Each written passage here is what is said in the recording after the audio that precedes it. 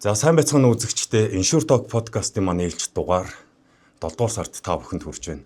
За тэгэхээр зуны дэлгэр цаг болж байгаатай холбоотой манай ард иргэд бол одоо амралт зугаалгын цаг буюу одоо орон нутаг руу амралт зугаалгаар зорчих энэ урсгал хөдөлгөөн нэмэгддэг. Үүнтэй холбогдуулан бид та бүхэнтэй энэ удаагийн подкастаараа зам тээврийн осол, за түүний учир шалтгаан юунаас болж гарч байна? Юун дээр анхаарах уу? Холбогдох төрийн байгууллагууд болон даатгалын зүгээс ямар ажил арга хэмжээг авч хэрэгжүүлж байна гэсэн сэдвүүдийн хүрээнд ярилцахаар бэлэн болоод байна. За тэгэхээр өнөөдрийн оролцох зочдоо та бүхэн танилцуулъя. За тэгэхээр миний баруун гар талд тээврийн цагдаагийн албаны замын цагдаагийн газрын зам тээврийн хяналт төлөвлөгөө зохион байгуулалтын хилцээний дарга цагдаагийн хурандаа очир ут хүрэлцэн ирсэн байна. За мөн замын хөдөлгөөний удирдлагын төвийн хөдөлгөөн зохицуулалт хяналтын хилцээний дарга Намуу.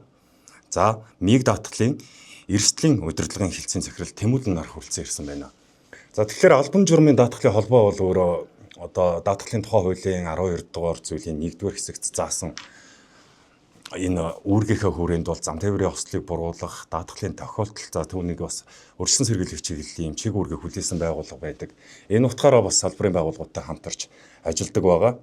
Энэ ч утгаараа энэ удаагийн дугаарыг бид бол бие хариуцлагатай жолооч уриалгын дор зохион байгуулж явуулж байна. Тэгэхээр та бүхэн сая сонслоо бидний ярих сэдэв бол өнөөдөр зам тээврийн осол болон за түүнийг хэрхэн бууруулах уу, яаж урьдчилан сэргийлэх вэ гэдэг үндсэн агуулгын хүрээнд ярилцахаар байна.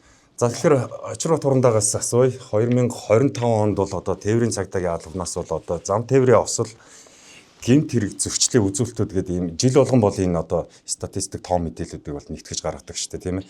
Тэгэхээр ингээ 2025 оны статистик мэдээллийн мэтгэлийг бол гаргаад ингээд олон нийтэд бол хүргэсэн байна л да. Тэгэхээр ер нь 2025 онд та бүхний хийж хэрэгжүүлсэн ажил юу байв? За түнчлэн 2026 он гараад эхний хагас жил болсон байгаа учраас та бүхнээс бас асуумаар энэ оны уриалга гол зорилготууд бас юу байна?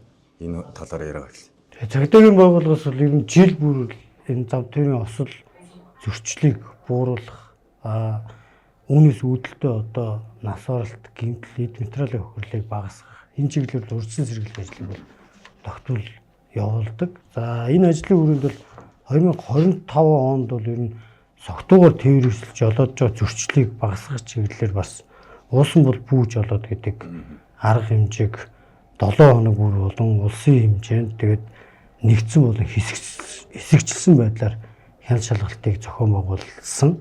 За мөн дээр нь энэ мотоцикл хамгаалах малгайтай холбоотой зам тээврийн ослт нэлээдгүй эзэлдэг учраас энэ чиглэлийн бас хяналт шалгалтын ажлуудыг зохион байгуулж байгаа.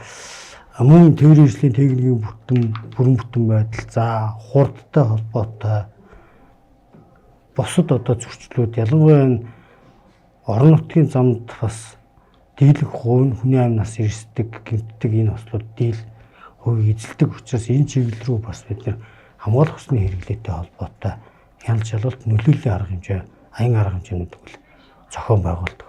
За энэ жилийн хувьд бол бас бид нэр орон нутг руу чиглэсэн хөдөлгөөн бас энэ зуны улиралд нэмэгдэлтэй холбоотой бол амраад аюулгүй аялье гэдэг ураатай аяныг бол одоо эхлүүлээд ингээ явуулж байна. За тэгэхээр үзэгчтэй ерөнхий мэдээллийг оролцож байгаа байгууллагуудынхаа бас үйл ажиллагааны чиглэлийг илүү ойлгомжтой тайлбарлах үүднээс Намуу дараагаас замын хөдөлгөөний удирдлагын төвийн үйл ажиллагааны үндсэн зорилт тийм ээ. Та бүхний гол хийж хэрэгжүүлдэг ажлууд зөвхөн бохиололт бүтцийн хувьд яг үндсэн барьж ажиллаж байгаа ажлын чиг үүрэг үйл ажиллагааны гол онцлог нь юунд байдаг вэ? Байгууллагын хандлаар манай үзэгчдэнд хэлж байна. Хэлэх үү? Та бүхэндээ энэхүү подкастыг үзэж байгаа нийт эргэж жолооч нартай энэ өдрийн мэнд хүргэе. За замын хөдөлгөөний удирдлагын төв бол яг замын хөдөлгөөний нөхцөл байдал дээр тулгуурсан өдөр тутмын хөдөлгөөн зохион байгуулалтыг тээврийн цагдаагийн албатайгаа бол өдөр тутамдаа зохион байгуулж ажиллаж байна. За энэ зөвхөн зохион байгуулалтаас гадна энэ төвчрөл гэдэг зүйл дээр нь нөлөө үзүүлж байгаа хүчин зүйлүүд байгаа. За эдгээр нь нөгөө замын хөдөлгөөний төрмийн хэрэгжилтийг хангуулах тийм. За зам тээврийн ослыг урдан шуурхай зорчих гэсхийг чөлөөлүүлэх гэдэг. Ингээд нөгөө төвчрөл гэдэг зүйл ба нийгмийн бүх оролцоотой зүйлийг ерөөсөө оролцуулсан зүйл болчиход байгаа. Тэр энэний гол үзүүлэлт бол өөрөө яг одоо энэ подкастын даатгалтай холбоотой, зам тээврийн ослтой холбоотой энэгээр шууд одоо дамжуулж хэлэхэд төвчрөл гэдэг зүйл бол замын хөдөлгөөний дүрмийг зөрчих, зам тээврийн ослыг шалтгаалсан төвчрлийн үзүүлэлт 25-аас 30% хэзэлждэг. Тэр энэ тоо үзүүлэлтүүдийг бууруулахын тулд замын хөдөлгөөний удирдлагын төвөөс бол камерын ухаалаг системийг нэвтрүүлсэн. За энэ нь бол замын хөдөлгөөнд оролцож байгаа тээврийн хэрэгслийн тоо, зорчилт хөдөлгөөний урсгалын мэдээлэл, дата анализ хийх боломжийг үүсгэж байна. За хоёрдугаарт тухайн камерыг бас ахаад нэг талдаа бас замын хөдөлгөөний хууль дүрмийн хэрэгжилтийг хангуулах соёлтой жолоочийг бий болгохоор чиглэсэн одоо 2025 оны 2 сарын 1-ээс хойш бид хүн бол хэрэгжүүлээ явж байна. Жишээлх юм бол одоо игнэ байрны зөрчил, зогшгомны зөрчил, улаан гэрэлний зөрчил гэх юм уу те. Эдгээр энэ замын хөдөлгөөний дүрмийн хэрэгжилтийг хангуулах нь өөрөө төгжрөл ачааллыг бууруулахад бол нэлээд хувь нэмрэг оруулж байна. За би та бүхэн нэг товчхон тоо мэдээ өгөхөд бол бидхүү яг 25 оны 2 сараас авахгүйд иргэдэд мессеж өгөөл яваал гэсэн те. Хуулийн хэрэгжилтийн хугацаагаар 26 оны 1 сарын 1-ээс авахгүйд зөрчлийн тухай хууль заасан заалтын дагуу хариуцлагыг тооцоод ингэ явж байна. За үүгээр гарсан камерын ухаалаг системийг ашигласан эргэж жолоочдод өгж байгаа энэ зөрчлийн мэдээлэл түүнд ногдуулах зөрчлийн арга хэмжээ маань 90 нөлөө үзүүлсэн гэж хэлмээр байна. Яагаад гэвэл игнэбэр буруу үйлчлэл шалтгаалаа бусдын хөдөлгөөнд саад учруулдаг тий. Зогшгомны ар зогсохгүй, явгууны гарцсан дээр зогсуулсноо зам теориос бий болдог ч гэдэг юм уу тий. Энэ сөрөг нөлөөлөлд төгжил хүртээд байгаа. Тэр эдгээр зүйлийг камерын ухаалаг системийг ашиглаад Ябат үе эрхгүй албан тушаалтанд тээврийн цагдаагийн албанда өгөөд эдгээр дээр зөрчлийг ногдуулснараа төгжрөл ачаал улс төрийн нэвтрүүлэх чадвар 25% хүртэлх хуваар сайжирсан ийм үр дүн байгаад байна. Тэгэхээр яалчгүй салшгүй одоо бид бүхний төгжрөл ачааллыг бууруулах зорилгын хүрээнд бол энэ зам тээврийн осол замын хөдөлгөөний дүрмийн хэрэгжилтийг хангуулах нь одоо яалчгүй илтэй холбоотой болж энэ чиг өрөөрөнд бас хамтарсан байдлаар тээврийн цагдаагийн албатайгаа бол өдөржин үйл ажиллаж байна. За тэгээд төгжрөлд бас нөлөөлөхөөс гадна энэ зам тээврийн осол зөрчлийг бас буурахад энэ маань өөрөө хяналтын камерын систем маань нөлөө үзүүлж байгаа. Тухайн уулзуур дээр өрдөлсөн цагаан шугам даваад игнэ байр солих үедээ бусдын хөдөлгөөн саад болж шүргэх, мөргөх хэлбэрээр ослууд их гардаг. Тэгээ энийг бас бууруулахад бол энэ хяналтын камерын систем бол маш их нөлөө үзүүлж байгаа. Ингэснээр энэ замын хөдөлгөөний дүрмийн хэрэгжилт бол бүрэн хангагдах нөхцөл бол бүрдээд байгаа гэж бас бодож байна. За бид үргэлжлүүлээд яг энэ сэдвтэй холбоотой ярилцсан. Одоо миг даатгалынхаа төлөөллийг бас компани үйл ажиллагаа за тэр дундаа жолоочийн хариуцлага албан журмын даатгалтай холбоотой үйл ажиллагаа хичнээн жилийн хугацаанд явуулж байна. Ер нь энэ албан журмын даатгалын энэ одоо нийт багтаамжийн хэдэн хувийг танах одоо дангаараа хариуцж даатгах чинь тий компанийн талаар бас тодорхой мэдээлэл өгөө. За тэгээ. Жолооч хариуцлага албан журмын даатгал 2011 оны сүүлээр яригадаад 2012 оны эхээр бол хэрэгцсэн юм даатгалын бүтээгдэхүүн байна. За энэ даатгалын бүтээгдэхүүн маань болохоор замын хөдөлгөөнд оролцож байгаа одоо жолооч бусдад учруулж байгаа альва одоо хариуцлага хүрэх тийм бүтээгдэхүүн. За тэгээд энэ даатгалын бүтээгдэхүүн чинь өөрөө хүнд авчрах тэр санхүүгийн дарамтыг бууруулах ийм чиглэлээр одоо санхүүгийн одоо 3 тулгуур болж энэ даатгалын бүтээгдэхүүн гардаг. Тийм учраас өөрийн одоо хариуцлага ухамсарыг одоо даатгуулахын жолоочийн хариуцлагын даатгал гэдэг бол одоо хамгийн одоо байх ёстой зайлшгүй бүтээгдэхүүн болж байгаа. За миг даатгал компанийн хувьд энэ бүтээгдэхүүн дээр нийт зах зээлийн 22%-ийг эзэлдэг тэргүүн байранд. За тухайн даатгалын бүтээгдэхүүн маань 2012 онд одоо гарахдаа Оросын холбооны улсын жолоочийн хариуцлага албан журмын даатгалыг ингээд хуулбарлаад нэвтэрч байсан. Тэгээ энэ болохоор суурь хураамжинд 33,000 төгрөгөөр анх эхлээд тэгээд энэ хууль тэрнээс хойш өөрчлөгдөгөө одоо ингээд 14 жил хэрэгжиж байгаа. За энэ хугацаанд даатгалын одоо байгууллага дөрөв тохиолдож байгаа гэхээр тухайн үеийн хөртлийн харьцааныг 56% тийм ээ. За жишээ нь одоо хураамж продюсер хураамжныхаа нэг 56% хөтөлбөр гардаг байсан бол одоо 90% төгсөж байгаа. Тэгэхээр энэ өөрөө актуарч буюу одоо миний мэргэжлийн тооцоол хийдэг, шинжилгээ хийдэг хүмүүсийнхаа тооцоолыг ингээ хязгаарлалцсан хуульд. Тийм учраас энэ бүтээгдэхүүн маань өөрөө ингээд хөртлийн харьцаа өндөртэй энэ бүтээгдэхүүн байгаа. Гэхдээ энэ бол одоо зайлшгүй хэрэгжих ёстой бүтээгдэхүүний нэг. Тийм учраас энэ ондоо багтаагаад энэ бүтээгдэхүүнийхаа одоо шинжилгээг, хуулийн шинжилгээг хийх ийм шаардлага тулгараад байна. За тэгэхээр бидний өнөөдрийн подкастын үндсэн гол зорилго бол зам тээврийн ослоос одоо урьдчилан сэргийлэх. Одоо ялангуяа би нөгөө эхлэлдэн та бүхэнд хэлжсэн те хөдөө орон нутгийг чиглэх урсгал эрчимтэй нэмэгддэг хүмүүс амар цугаалдаг, зав ядарсан нөгөө зам тээврийн ослын одоо нийтлэг одоо гаргадаг үндсэн одоо суурь шалтгаан болсон ядарсан үедээ согтууруулгундаа хэрэгэлсэн үедээ ч гэдэг юм уу ингээд ийм энэ суурь нөхцлүүд илүү их бүрддэг зуны энэ үйлрэлд орон нутгийн зам дээр гарах бас лаврын тоо нэмэгдэх юм хандлагатай байдаг учраас үүнээс л урьдчилан сэргийлэх иргэдэд мэдээлэл өгөх зорилгоор энэ удаагийн ярилцлагын подкастыг бол хэдүүлээ хийж байгаа шүү дээ тийм ээ. Тэгэхээр би одоо 2025 оны тээврийн цагдаагийн албанаас гаргасан тоог та болгоогоосаа мэдж байгаа. Гэхдээ одоо зочдоо бас танилцуулъя. Улсын хэмжээнд 24574 замтай тээврийн осол бүртгэгдсэн байна тийм ээ. Энэ нь өмнөх оноос 20.7%-аар буурсан гэсэн юм тоо байна л да. Тэгсэн ирнэ. Ахаад нэг тоог нь харахаар хөдөлгөөний аюулгүй байдал тээврийн хэрэгслийн ашиглалтын журмын эсрэг гэмт хэрэг нь 4500 гаруй бүртгэгдсэн мөн өмнөх оноос 43.2%-аар өссөн гэдэг нэг юм нэг талдаа буурсан боловч нөгөө талдаа энэ гэмт хэргийн шинжтэй үйлдэлүүд нь нэмэгдсэн юм шиг ийм статистик гарсан байх юм. Танай байгууллага энэ дээр энэ бууралт нь юундаа байна, энэ өсөлт нь бас юундаа байгаа болоо та энэ дээр мэдээлэх үү. За ер нь бол жил ирэх тусам энэ зам тээврийн осол зөрчил ялангуяа энэ осол зөрчлөөс үүдэлтэй насарж гэмтэж байгаа тохиолдлууд бол нэмэгдэж байгаа. За энэ өөрөө нийгмийн эдийн засгийн хөгжил, тээврийн хэрэгслийн тоо, хүн амын өсөлт, тээврийн зам байгууламжтай холбоотой дэд бүтэц гэдэг бүхий л хүчин зүйлийн нөлөөлж байгаа энэ асуудлууд дээр.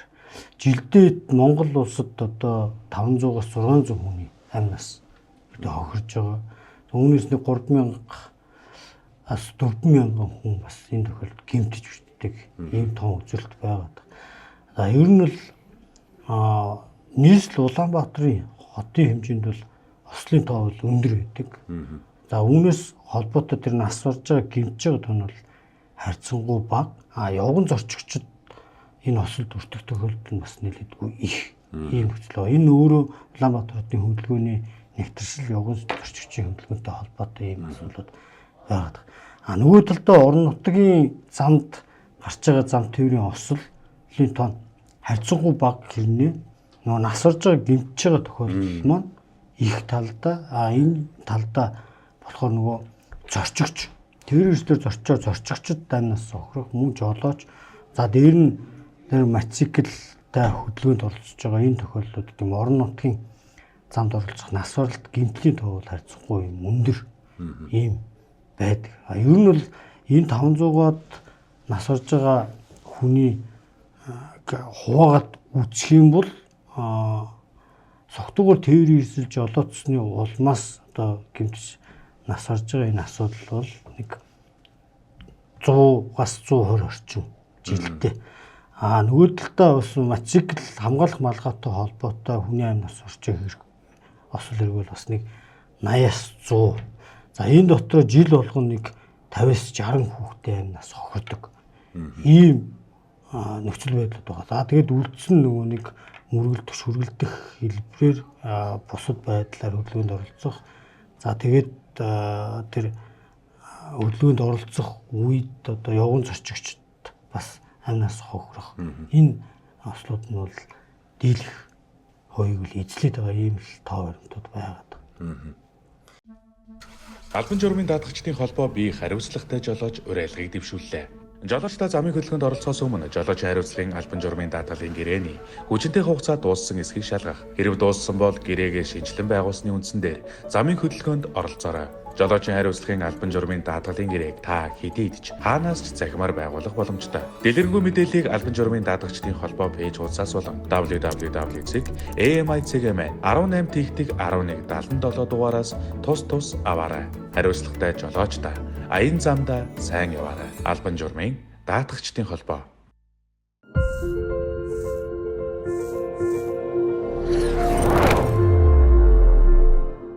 Нэгэнтээ одоо энэ зам тээврийн осол гарсан өнгөрсөн оны статистик ярьж байгаа учраас өргөжлүүлэл би ингээд асуугаа явчих. Та хэд маань бас дондуур нь хэлэх саналууд байвал хэлээ яваарай. Тэгэнгүүт нийслэл Улаанбаатар хотод одоо Баянзүрх, Хан уул, Баянгол дүүрэгт зам тээврийн ослын бүртгэл бол 2025 онд хамгийн өндрөөр бүртгэгдсэн байна. Энэ дүүргүүдэд ямар онцлогтой учраас ингээд зам тээврийн энэ осол аварын тоо ийм өндөр бусад дүүргүүдээс илүү бүртгэгдээд байна тий.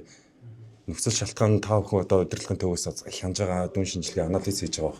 Энэ дээр ер нь нөхцөлийн шалтгаан нөхцлүүд нь юундаа байд юм бол? Тий.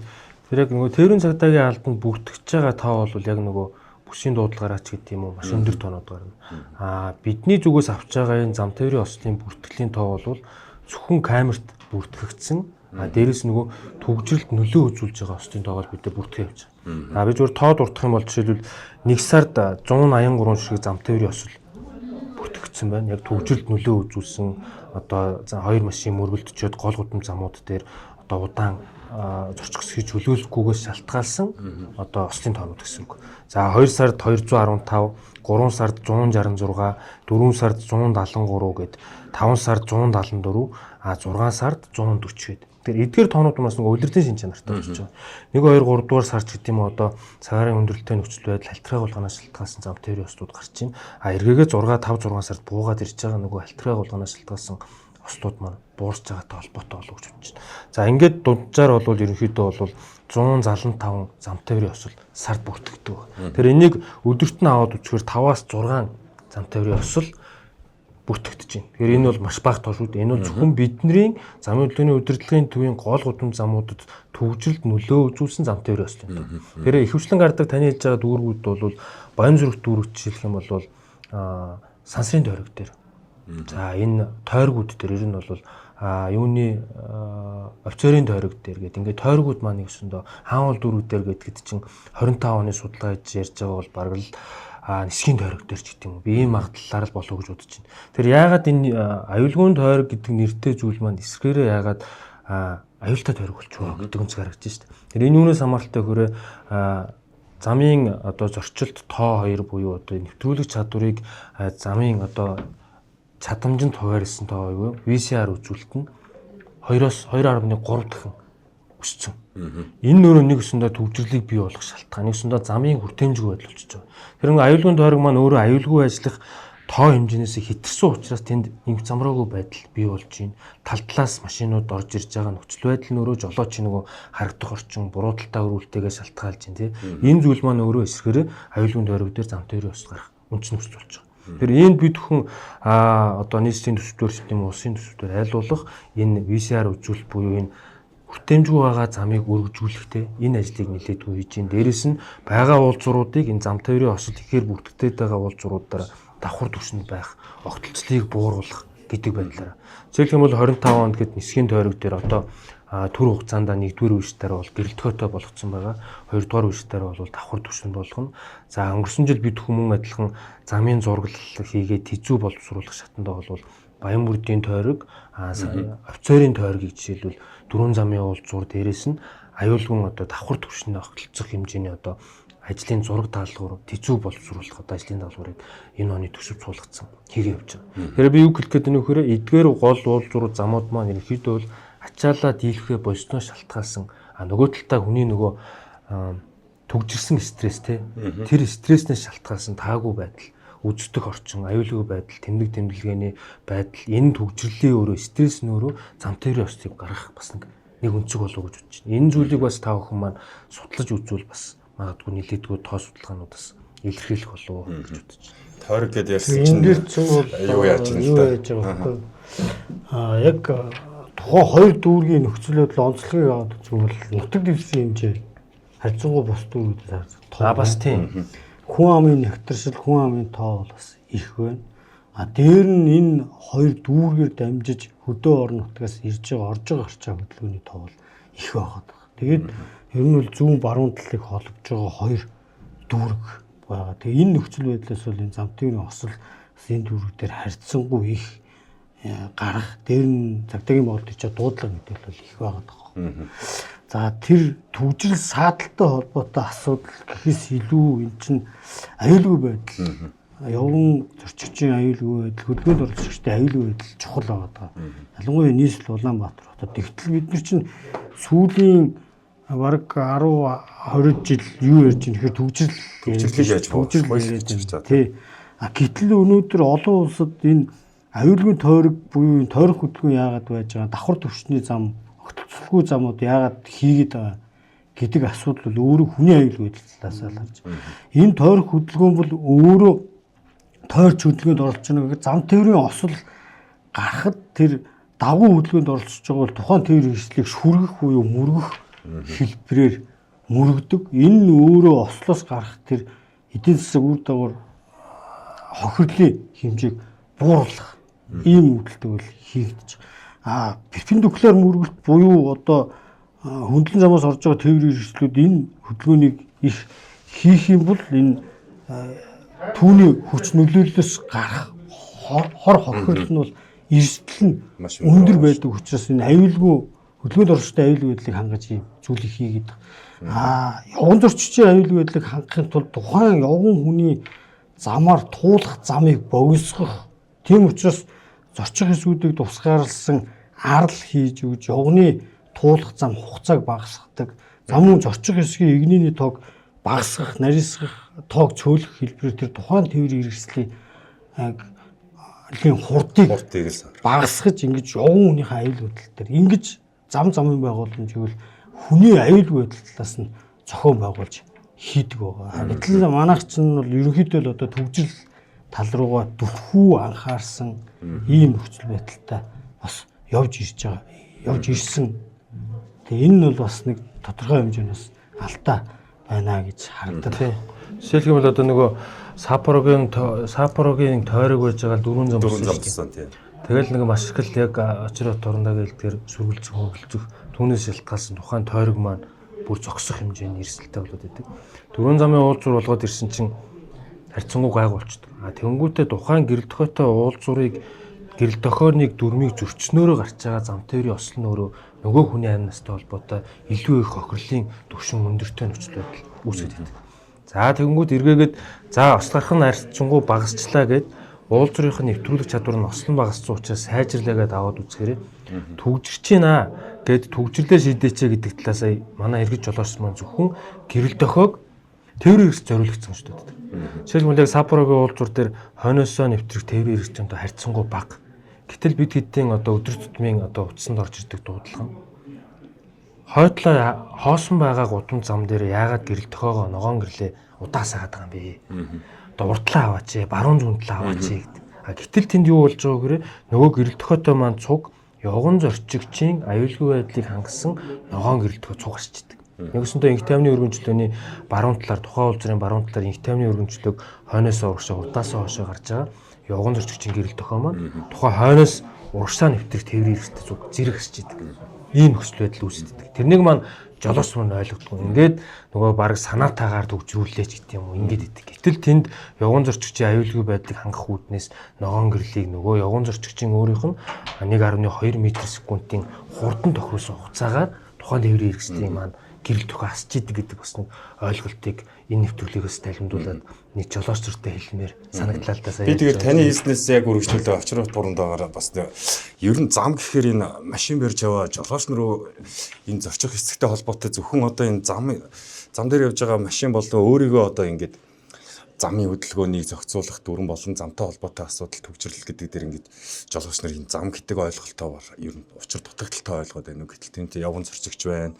За нөгөө ердийн хүсэг гэдэг юм уу те ингээ одоо сая нэг хэсэг яригчсан энийг хэдүүлээ дараа нь ярина нөгөө скутер дугуйтай явж байгаа гэдэг энэ бүхэн чинь нийлээд ингээд зам гэдэг ойлголтыг бүрдүүлээд байгаа ш. Та тэгэхээр ер нь зам гэж иргэд маань яг замын тэр зорчих хэсэг гэж юугаа ойлгох хэвээр ер нь зохицоор нэгцэн ойлголтыг бас нэг өгөх хэрэгтэй байна. Ер нь бол ингээд замын хөдөлгөөний тухай олон улс одоо Вений конвенц байж байна. Энд нийцүүлээд Монгол улс замын хөдөлгөөний аюул байдлын тухай бол замын хөдөлгөөний дүрмийг ингээд батлаад хэрэгжүүлж байгаа. Тэгэхээр Монгол улсад энэ бүхний төр одоо дагаж мөрдөхын журмыг замын хөдөлгөөний дүрмээр зохицуулж байгаа. Энэ замын хөдөлгөөний дүрм бол дан ганц жолоочд бол хамааралтай дүрм бол биш. Нийт хөдөлгөөнд оролцогчид тэр төрхийн орон дээрээс босоод хүүхдээ тэврээд явж байгаа тэр төрсэн хүүхэд тэр өтлөх насны одоо эмээ өвөөнөр өтлөх насны энэ бүгд өөрөө хөдөлгөөнд оролцож тооцогдож байгаа. Зам гэдэг бол тэр тээврийн хэрэгсэл зорчгоос гадна замын хажуу талын ногоон байгууламж тэгээ явган хүний зам энэ бүгд чинь өөрөө зам гэдэг ойлголт. Дугуйн зам хөвөө гэж бас өргөн зам хөвөө гэдэг өргөн хэмжээний ойлголт. Тэгэхээр ердөөсөө энэ зам тээврийн осолд гол нөлөөлөд байгаа асуудал маань юу вэ гэхээр эдгээр хүмүүс нь өөрөө замын хөдөлгөөний дүрмийн мэдлэг хэр байна. Дээр нь энэ замын хөдөлгөөний дүрмийг судлаад тодорхой хэмжээний шалгалт сургалтанд суудсан жолооч нар маань энэний хэрэгжилтийг хэрхэн хангаж байна гэдэг дээр асуудал бас үүсээд байгаа байхгүй. Асуудал үүсэж байгаа. Тэгээ энэ дүрмийн хэрэгжилтийг нь хангуулахын тулд цагдаагийн байгууллагаас хяналт тавьж байгаа. Тэр хяналт тавихдаа зорчигчд, жолоочд, явган зорчигч, ундаг дугуй тэгээ тэр хөдөлгөөнд оролцож байгаа нийт иргэд за мөн дүрм заасан тэр иргэн албан тушаалтан хуулийн этгээдүүдэд ингээд хяналт тавьж ажиллаж байгаа байхгүй. Тэгээ замын хөдөлгөөний дүрмийн хэрэгжилтийг ингээд ярихаар замын хөдөлгөөний дүрм бол цаанаа өөрөө шинжлэх ухааны үндэслэлтэй энэ дүрмийг ингэж барихгүй бол ийм асуудал болдог. Энэ дүрмийн нэг заалт бол өөрөө шинжлэх ухааны үндэслэлтэд тавигдж байгаа гэдгийг ердөөсөө иргэд маань мэддгүү. Тэгээ тэр нэг жижигхэн алдааг цагдаагийн байгууллага алба хаагч хилээд та ослын зохицолтын тэмдэггүй явлаа гэл ингэхээр асуудал үүсэл одоо юу сүртэй тий би жижигхэн би ямар согтуугаар дээрж жолоодсон биш гээл тэр хүндрэх асуудлыг л өмнөө тавиад л энэ жижигхэн одоо та гэрэл дохио өгөхгүй баруун зүүн эргэлээ гэдэг юм уу буруу байр эзлэлээ гэхэд бараг л их хасах зөрчил биш. Та нар юу сүртэй ингээл цагдаагийн байгууллагын алба хаагч руу буруу хэлбэрээр ингэдэг явган зорчигч чаарлага тавихаар бараг миний юм чамд ямар хамаатай ингээл ердөөсөө харьцаанаас харьцаа гэдэг юм асуудлууд үүсгдэг байхгүй. Тэгэхээр энэ өөрөө замын хөдөлгөөний дүрмийн залт бол цаанаа учиртай шинжлэх ухаанд суурилсан ийм нөхцлүүдийг л тусгаад өгсөн байдаг байхгүй. Зүгээр замын хөдөлгөөний дүр нэг жишээ татах зүгээр одоо энд байж л байна л да. Энэ согтуурсан мансуурсан үедээ тэр жолоодохгүй мөн ядарсан үедээ жолоодохгүй ингээ замын хөдөлгөөний дүрмийн нэг заалт байж л жолооч үүрэг болов. Тэгээ энэ өөрөө нөгөө нэг жолоочийн реакцийн хугацаа буюу самбарчлах хугацаатай холбоотой ийм заалт байхгүй. Ер нь бол нэг жолоочийн реакцийн хугацаа нэг 0.8 секундэд бол одоо самбарчлах хугацаа бол маш уртасдаг ийм байна. Тухайлх юм бол зүгээр согтурсан үедээ жолоо барьж байгаа үед 13% самбарчлах хугацаа болдог. За мансуурсан үедээ 21% болчихж байна. За гарын оролцоогүйгээр одоо утсаар ярьж байна тийм спикерээр тавиад энэ ярьж хахад 27% самбарчлах хугацаа нь уртасч байна. Тэгээ 37% одоо мессеж бичгэд гар утсаар мессеж бичгэд уртс болчих. Тэгээ утсаа бариад ярьж хахад бол 46% самбарчлах хугацаа уртасч байгаа байхгүй. Тэгэхээр энэ самбарчлах хугацаа уртасч байна гэдэг чинь өөрөөр хэлбэл тэр аюул саадыг хараад зогсоох хугацаа урт болоод байна л гэсэн үг. Тэр хэмжээгээр алдагдаад байна л гэсэн үг шүү дээ. 1 секундэд 22 м урт замыг туулж байгаа 80 км/цаг хурдтай явж байгаа тээврийн хэрэгсэл. Тэгээ бид нэр зөвхөн ердийн болон асфальтын зам дээр ингээд үүсгэхээр бүрэн одоо тухайн тээврийн хэрэгслийг зогсооход 67 м зам туулж одоо жолооч ингээд хэдэн үе шатыг дамжиж одоо цогсоо харгамж авч ийл да тэр эхлээд тэр аюул өөрөө харагдана. Тэгээд жолооч тэрийг харна. Ингээд аюулыг өөрөө таньж мэднэ. Тэрийг боловсруулад ямар арга хэмжээ авах уу гэдэг шийдвэр гаргана.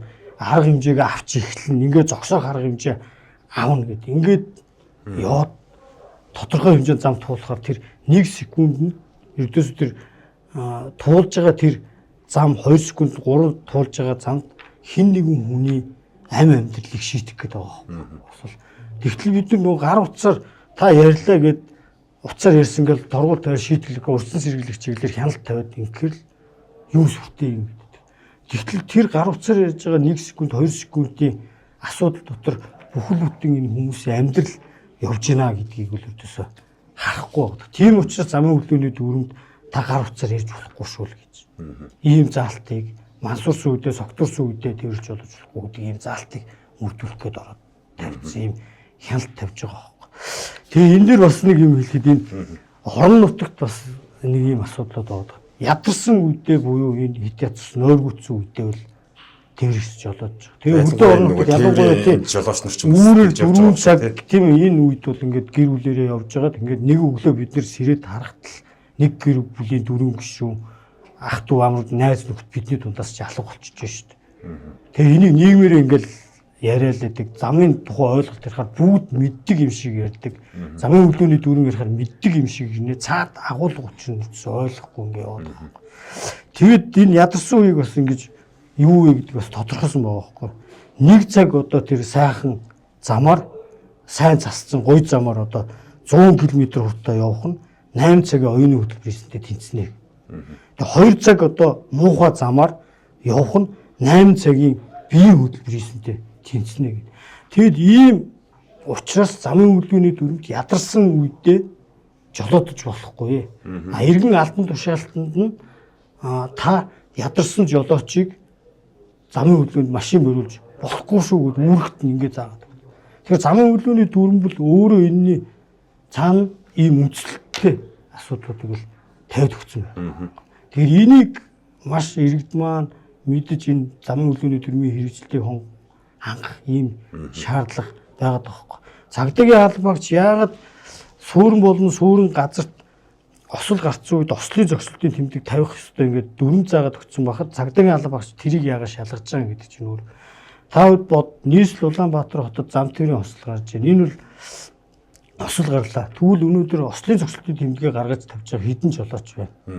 2-3 дугаар игнэний бусад хөдөлгөөнд оролцогчдын аюулгүй байдлыг хангахын тулд тэр тодорхой дүрм заасан зайн ослын зогсолтын тэмдгийг тавьчих юм бол хойноос ирж байгаа тээврийн хэрэгслүүд хараад алсаас нь игнэ барай солиод аюулгүй байдлаа хангаад. Ингээ бусад хөдөлгөөнд оролцож анхааруулахын тулд энэ ослын зогсолтын тэмдгийг ашиглаж байгаа байхгүй. Гэтэл хоёр жолооч мөргөлтжөөл ослын зогсолтын тэмдэггээ тавих үүргээ биелүүлэхээр хоорондоо маргаад ингээ зогсож. Тэр тулаад ирсэн машинууд яаж тэр хэсэгт нь игнэ барай солих гэж явж байгаад бусад игнэний машинууд савшрал дахиад осол гарах магадлалыг өндөр болгож байгаа байхгүй. Тэгэхээр эн чинь ер нь бол нэг 80 км/цагийн хурдтай явж байгаа тээврийн хэрэгсэл яг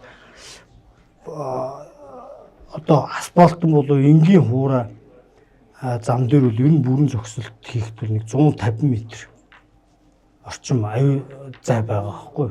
Энийг тооцоолол ер нь энэ саадыг ороод аюулыг харсан тохиолдолд та 150 м-ийн өмнө аюулыг авч чадвал бүрэн зогсох хэмжээний юм асуудал сэргийлж чадах нь шүү дээ. Тэгэхээр энэ хурдыг үл өдөөсөө ярихгүй болохгүй. Тэгэхээр хурдны асуудлын цаана ийм асуудал байгаад байгаа. Тэгэхээр орон нутагт их хүчлэн хурд хэтрүүлдэг.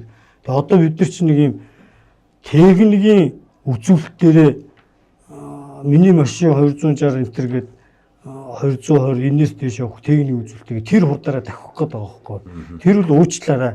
Олон улсад бүгд гадагшаа дотгошоо явж байгаа. Хаан тэгвэл 220 км/цагаар хурдаг техникийн хурдаар навдаг дөрөвтэй улс байна. Энэ өөрөө тэр генетик энергигүй тэр хүний тэр дэвсгэрлэх чадварт нийцүүлээд эн чинь өөрөө хурдын тогтоож өгөө. Та сургууль орчмын бүсэд олон улсад бол 30 км/цагаар манад бол 20 тий. Суурин газар бол олон улсад нэг 70 60 бүр тэр хэтээлээс 50 км/цагийн хурдаар хязгаарлах гээд ингээд явж байгаа. Орон нутгийн замд 80 км/цаг. Зарим нь бол нөгөө туушь зам буюу энэ зорчих хэсэг нь 2. Тэгээ нэг чигийн хөдөлгөөнд явдаг. Тэр үедээ л ачааны автомашин тусгаас игнэ эдтэй. Ийм юм дээр бол тэр 120 140 гэдэг юм тэгэл олон улсад ингээд тавьж өгч шүү дээ. Ачааны автомашин, суудлын автомашин яг манай улсын орон нутгийн замд явдаг шиг нэг 7 метрийн өргөнтэй нэг игнэний 3.5-тай ийм зам дээр ачааны автомашин, суудлын автомашин явах гэж байгаа бол олон улсад уучлаарай энэ зам дээр та хурдаа 70 км/цагаас илүү хурдтай явж болохгүй гэдгийг нь тогтоогоод өгчдөг. Тэгэхээр л иргэд энэ дээр бухимдаад хурдаа нэмэх ёстой ингэж гэдэг. Тэгэхээр замын нөхцөл байдал өөрөө сайжирч тэр хажуу хооронд, игнэний хоорондын зай энэ бүх юм чинь стандартаараа зам нь хийгдчихэж аюулгүй байдал нь хангацсны дараа нь тэр хурдыг нэмэх асуудлыг ярих ёстой байхгүй. Ийм асуудлууд бас энэ дүрмд байдаг. Энэ асуудлууд бол цаанаа бас учирч авчиртай шүү гэдэг иргэд бас ойлгох хэрэгтэй тийм. Албан журмын даатгачдын холбоо бие хариуцлагатай жолооч уриалгыг дэвшүүллээ. Жолоочдоо замын хөдөлгөөнд оролцохоос өмнө жолооч хариуцлагын албан журмын даатгалын гэрээний хүчинтэй хугацаа дууссан эсхийг шалгах. Хэрэв дууссан бол гэрээгээ шинжилэн байгуулсны үндсэн дээр замын хөдөлгөөнд оролцоорой. Жолоочийн хариуцлагын албан журмын даатгалын гэрээг та хэдий идэж хаанаас ч захимаар байгуулах боломжтой. Дэлгэрэнгүй мэдээллийг албан журмын даатгачдын холбоо пэйж хуудасаас болон www.amit.18-1177 дугаараас тус аваарай. Хариуцлагатай жолоочдоо аян замдаа сайн яваарай. Албан журмын даатгачдын холбоо.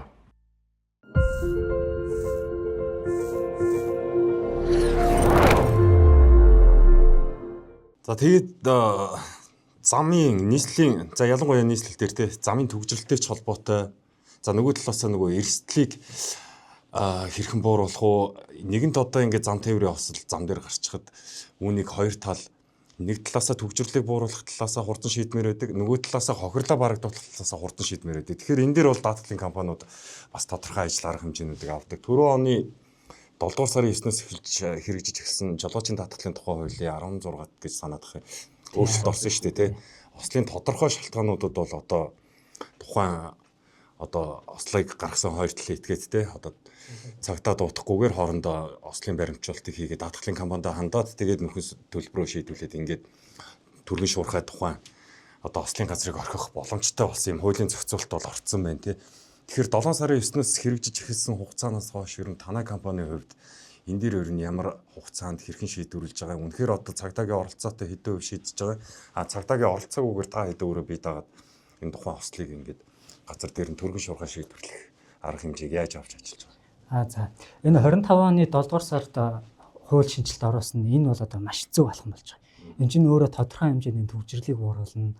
За тэгээд зам тээврийн осол гарлаа гэхэд талууд одоо хурдан шийдвэр гарах боломжтой болчихж байгаа. Заавал цагдаа хүлээхгүй тийм ээ. Тэгэхээр бас тээврийн цагдаагийн албанаас асуулт байгаа нь энэ яг одоо ажлын ачааллыг бас бууруулж чадсан уу гэсэн асуулт байна. Бидний хувьд бол аль болох нөгөө буруутай одоо осол гарчлаа тийм ээ. Одоо ингээд зураас даваад буруутай итгэдэн тодорхой юм зураглах юм бол аль болох хурдан шийдэх. Тэгээд захимаар шийдэх гэдгийг даатгалын компаниуд хурдтай нэвтрүүлж байна. Тэгээд бид нэрээ одоо энэ хөтөлбөрийн дундаж олголтын хурд нэмэгдэж байна. За тэрэн дээр яг нөгөө тохиолдлын нэхэмжил одоо тохиолдлын нэхэмжил ингээд гаргаж байгаа даатгал руугаа. Тэр нь болохоор энэ хуулийн зохицуулалттай холбоотойгоор баг зэрэг нэмэгддэм үгүй гэдэг судалгаа хийхээр одоо 100 тохиолдлоос 5 даатгалаас ингээд нэхэмжилдэг байсан бол 6-7 нэхэмжилдэг болдог ийм статистикийн ийм үзүүлэлт ажиглагдсан. Энэ бол гэхдээ яг мэдээж 26 бүтэн явж одоо нотлоход болно гэсэн. Тэгэхээр тээврийн цагдаагийн албанаас асуух асуулт нь ерөөдөө та бүхний ажлын ачааллыг бууруулж чадж байгаа юм. Сарын энэ нөгөө даатгалын тохиолдол гарсан үед даатгалын компани энэ бол олон улсын жишг даатгалын эрсдэл энэ даатгал өөрөө байгаа нь иргэдэд шуурхай тэг хүртээмжтэй тэр асуудлыг шуурхай шийдвэрлээд хариуцлагын даатгалын хувьд тэр тухайн жолоочд учирсан эрсдлийг бол шийдвэрлэх ийм боломжийг бол олгож өгч байгаа. Энэ дээр бол тодорхой хэмжээнд зам тээврийн ослын дуудлаганд бол цагдаагийн байгууллага нэг осол болгон хүрэх. Тэгээд энэ осол болгон дээр даатгалын байгууллага руу одоо мэдээлэл өгөх, тодорхойлт өгөх гэдэг нэлээд их бас асуудлууд байсан. Энэ бол мэдээж үр дүнд хүрж байгаа. Ачааллыг бол тодорхой хэмжээнд бууруулж байгаа. Зүгээр 100 ослын гэдэг юм уу тэрний 70% нь шууд даатгалаар шийдвэрлэгдээд явдаг. 30 осол нь бол цагдаагийн байгууллагаар шалгуулад явах. Энэ харилцан маргаангүй тохиолдолд шууд даатгал шийдвэрлэх ийм боломжууд бол бүрдсэн. Цаашд бол бид нэр харин даатгалын байгууллага дээр бас нэг юм сошиал шуурхай дуудлагатай энийг хурдан шийдвэрлэх нэгдсэн бас захин системийн уялдааг сайжруулад ингээ мэдээлэл хурдан солилцоод шуурхай шийдвэрлэхээр бол хамтраад ажиллах. Ийм боломжууд бол нэгдээд энэ чиглэлд ажиллаад явж байгаа. Удирдлагын төвд бас даатгалтай хамтардаг бах. Одоо жишээ нөгөө тодорхой ослын баримтжуулалтаар нөхөн төлбөр олгохын тулд баримтжуулалт нь бас стандартын дагуу гэдэг тодорхой шаардлагуудыг тавьж байгаа. Тэгэхээр замын хөдөлгөөний удирдлагын төвөөс тодорхой юм харилцаа уялдаа холбоо байдгүй. Ер нь ослын баримтжуулалт дээр та бүхэн хэр одоо нарийн ширийн зүйлийг шаардж байна. Нөгөө талаас нь нөхөн төлбөрийн хугацаа богиносон, ололтын хугацаа богиносон гэж нэр нь хэр хугацаанд энэ асуудал богиносон байт юм болоо тий. Мэдээж нөгөө бид нөр одоо нөгөө ослын зураглалыг хараад тодорхойгүй нөхцөл байдал үүсвэл яг хэн буруутай юм бэ те тэрийг тодорхойлж чадахгүй бол тэгэл тээврийн цагдаагийн албатай хамтраад ажилладаг. Тэгэхээр эргээд үндсэн сэдв рүүгээ оръё. Одоо орон нутгийн замд ч бай ер нь ослооварын нийтлэг одоо шалтгаан болов. Үзэгдэх орчин таатай те замын нөхцөл хуурай. За тэгээд ингээд ер нь бол ингээд ийм таатай жолоочд эерэг байх үз жолоодох үед одоо ямар нэгэн хүндрэл учрахааргүй юм нөхцөлд бас ослын тохиолдлууд нэлээд төлхөө гарцсан байт юм байна л да. Тэгэхээр энэ бол хувь хүний өөр юм бас хариуцлагатай шууд холбоотой нөгөө дүрм журмаа баримталдаггүй хинэггүй хайнга эсвэл нөгөө хурдан зарсан газараа очих гэсэн энэ санаа сэтгэлтэй өвдөлтөй холбоотой ийм асуудал байгаад байгаа шиг байна. Энэ дээр ер нь жолооч нарын ухамсар хариуцлага тэгээд дүрм журмаа баримтлах энэ үүргээ хэрхэн ухамсарлаж байгааг л илтгэсэн ийм үзүүлэлт болоод байна л гэж харах гэдэг юм л да. Энэ дээр зөвлөдөө ер нь бол орон нутгийн зам дийлэх гарч байгаа шалтгаан бол өдөөс тээврийн хэрэгслийн хурдтай холбоотой асуудал. Тэгээд энэ хурдыг хянах гад бид нэр агшин зургийн хурд хэмжигч тэгээд дундаж хурдны камер гэдэг хяналтын системийг бас бүрдүүлж байна. За дээр нь нөгөө годон замд үүрэг гүйцэтгэх албан хаагчид нь хурд хэмжигчийг зөөврийн хурд хэмжигчийг ашиглаж хяналт шалгалт явуулж байна. Тэгээд ингээд хяналт шалгалт явуулахаар нөгөө цагдаа байхаар хүмүүс тургуулахгүй төлөөл хандлага гаргадаг. Энэ юу гэхээр тэнд хурд хэмжээ тэр хэсэгэн цаг л хурдаас харуулад гарчна. Хэрвээ цагдаагийн байгууллага ил болон далд хяналт тавих ийм чиг үүргийг журамлаад өгсөн. Тэгээд далдаас хяналт тавиад ингэхээр л бараг л биднийг торгоод хулгаагаар нууцаар гэл ингээд нэг цахим ертөнцөөр цагдаагийн нэр хүндийг одоо унах ийм ажлуудыг хийж эхэлдэг байна.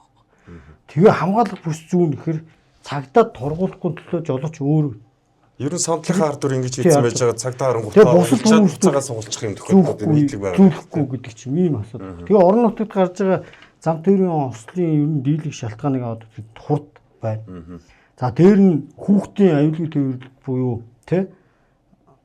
энэ буруу тээвэрлэдэг асуудлууд байна. Хамгаалах усны хэрэглээ өвдөсөө.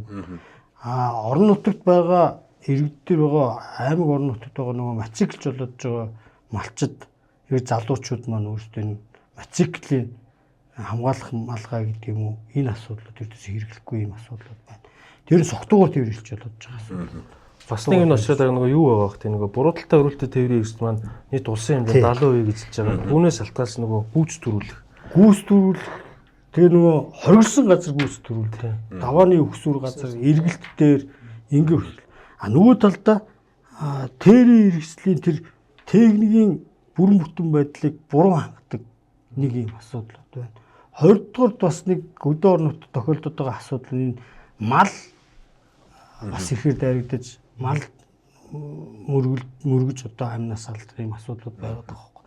Тэгэхээр ахаал нөгөө нэг юу юм гэхээр би зүгээр энэ согтуугаар тээврээс жолоодж байгаа асуудалтай болоод би хэлэхэд ахаад нөгөө хурдны метртэй холбоотой ярих гэдэг юм.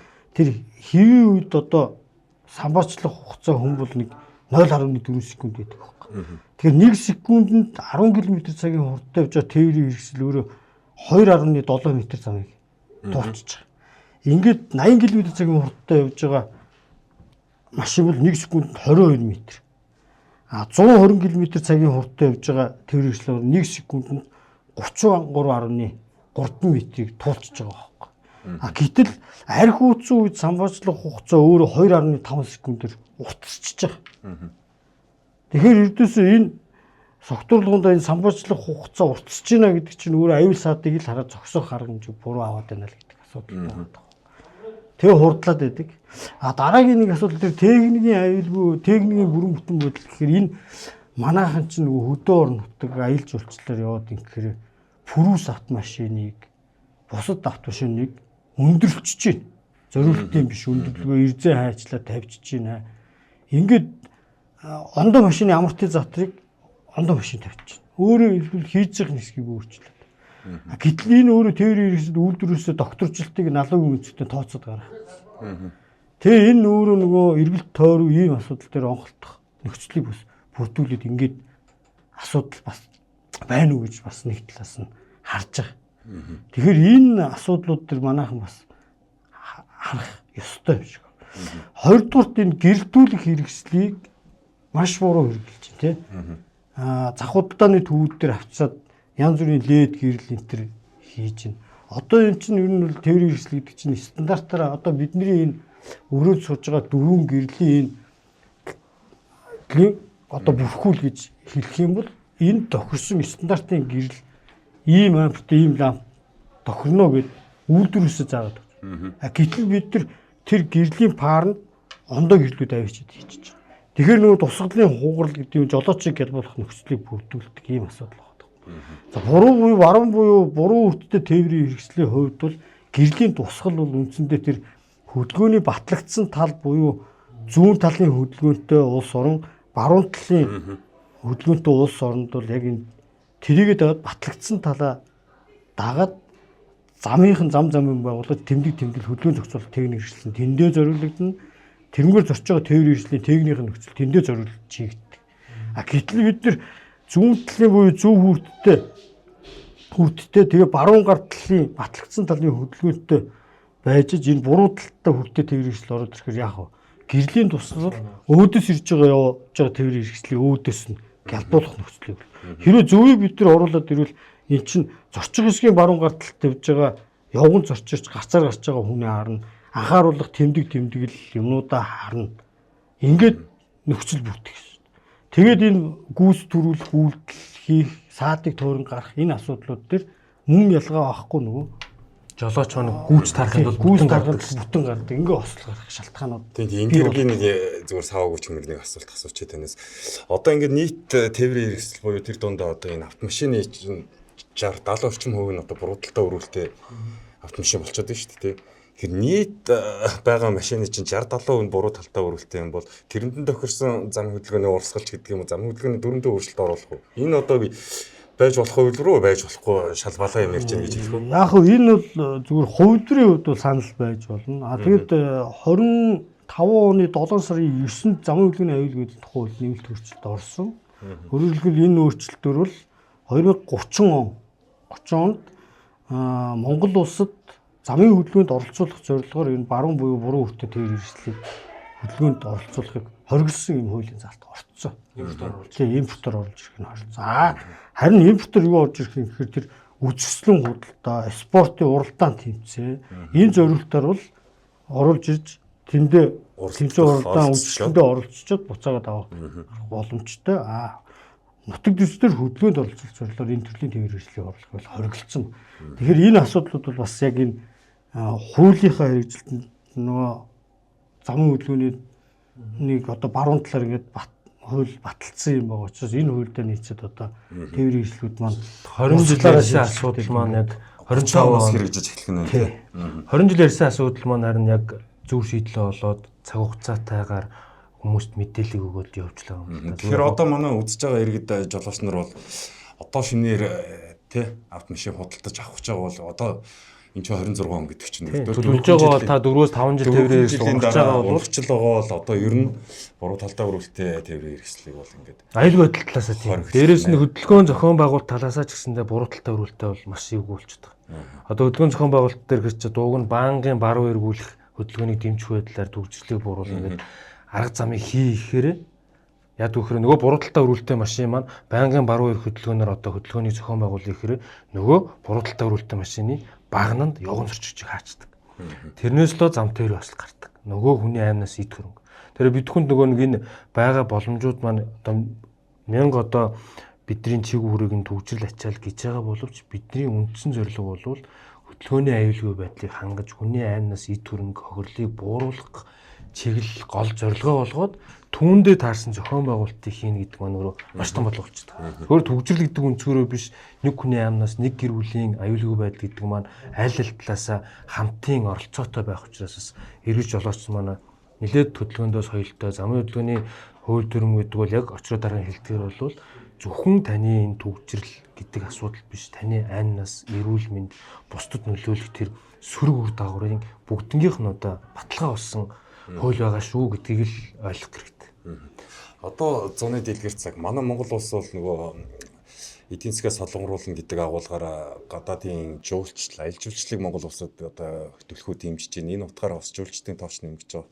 Тэгээ үүнтэй холбоотой Монгол улсын нутаг дэвсгэрээр дамжин өнгөрж байгаа бол нэвтэрч байгаа тээврийн хэрэгслүүдтэй холбоотой одоо яг өөрийн автомашин техниктэйгээ орж ирээд ингээд аялдаг, зугаалдаг. За ийм тохиолдод бас байгаа бах. Энэ төрлийн ер нь зам тээврийн осол эрсдлүүд үүсдэг бол яаж шийдвэрлэдэг бол нөгөө талаасаа энэ дамжин өнгөрж байгаа бол нэвтэрж байгаа тээврийн эрсдлийн даатгалт хамрагталт нь энэ эрсдлээ энэ хүмүүс чинь одоо орж ирээд эрсдэл үүсгэлээ гэхэд энд хохирж байгаа манай улсын иргэн байдаг юм уу те хувь хүн аж ахуйн нэгжийн эд хөрөнгийн хохирлыг одоо яаж дараад нь барагдуулах вэ гэдэг асуудал үүсч таарна те. Тэгэхээр энэ төрлийн эрсдлүүд үүсдэг тодорхой кейс жишээнүүд байна уу? Хэрвээ үүссэн тохиолдолд одоо үүнээс сэргийлэхэд ямар арга ажилтны хэмжээнд байдаг юм бол те. Тий, манай улс чинь 1997 онд энэ 1968 оны замын хөдөлгөөний тухай Вений конвенцэд чиг сойрхон батлаад нэгдэж орсон юм улс. Тэгэхээр конвенцэд нэгдсэн улс орны хувьд бол нэгдсэн улс орн нөгөө бие биенийхээ хөдөлгөөнийг бол хүлээн зөвшөөрөөд энд нэгдсэн улс бол Монгол улсын нутаг дэвсгэр дээр орж ирэхдээ бол тухайн улсынхаа тээврийн хэрэгсэлтэй. За тухайн улсынхаа жолоодох эрхийн үнэлгээтэй бол зорж байгаа. Эрх нь бол нээлттэй байдаг. За жолоодох эрхийн үнэлгээний хувьд бол 1 жилийн хугацаанд хүчин төгөлдөр ингэж үйлчлдэг юм нөхцөлөд байгаа. Зүгээр конвенцэд нэгдээгүй гишүүн бус орны тээврийн хэрэгслүүд орж ирсэн тохиолдолд бол хөдөлгөөнд оролцоолохгүй. Энэ автоврын байгууллагаас бас тусгай төр дугаар аваад тухайн тээврийн хэрэгслээр төр дугаар аваад ингээд яг конвенцэд нэгдсэн үнэлэхээр улсынхаа нэгдсэн үнэлэхээр юм уу Монгол улсын жолоод төрхийг солиулж аваад ингээд хөдөлгөөнд оролцох бол боломжтой байдаг. Энэ жуулчтай холбоотой хөдөлгөөн бол маш ихтэй болоотой бол бас гадаадын аялал жуулчлал гадаадын иргэдийн зам төр осолт тохиолдол гардаг. Энийг бол Монгол улсын хууль тогтоомжийн хүрээнд энэ замын хөдөлгөөний дүрм заасан дүрмийн зөрчил зөрн хэрэг бүртгэх мөрдөн байцаах ажлын үед бол тогтоогод буруутай зөвөн шийдэд ингээд Монгол улсын хуулиар зохицуулаад ингээд явж байгаа. За даатгал талаасаа тэгвэл нөгөө энэ орж ирж байгаа тээврийн хэрэгслүүдийг бүртгүүлж байгаа хил орчмын бүсэд ер нь даатгалын компаниуд салбараа ер нь хэр ажилуулдаг юм бол орж ирж байгаа тээврийн хэрэгсэл болгоныг бүртгэж тэднийг даатгалд хамруулж чадж байгаа болоо. Ер нь бол чадж байгаа. Одоо Монгол орны нөгөө замын хөдөлгөөний дүрмийн дагуу одоо хөдөлгөөнд оролцож байгаа шүү дээ. Энэ учраас бусдын өмнө хүлээх нөгөө хариуцлагын даатгалыг хэлж байгаа. Энтэй холбоотой нөхөн төлбөрийн кейс бол маш цөөхөн бит. Харин нөгөө аялал жуулчлалын энэ хуулийн шинжилэл журамтай холбоотойгоор тэдний нөгөө аймнаас аялал дээр одоо учрах гэнтэй өслийн даатгалын хууль албан журмаар даатгалын хамаанууд хийгээд эхэлсэн байна.